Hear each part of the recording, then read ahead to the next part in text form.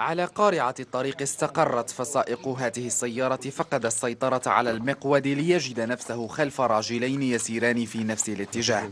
الاصطدام كان مباغثا وبليل في طريق إقليمية طال أمد الأشغال فيها. جاي مساكين مع ضرب الفراج، طوموبيل غلبت عليه، الدراجين قدامه ضربهم هزهم منا تليه، ولكن الاعوام كلها كترجع للطريق. السبب الطريق اللي قالوا لنا تمشر ودابا راه فوق الشر وما تصاوبتش.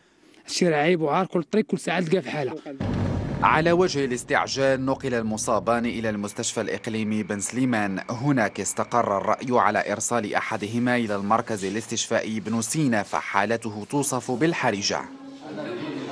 الحالة الأولى كانت في حالة حرجة، السيد مصاب على مستوى الدماغ وفي حالة غيبوبة، قدينا سميتو صيفطنا للرباط باش يشوفوا الطبيب المختص ديال جراحة الدماغ ويقوم بالفحوصات اللازمة.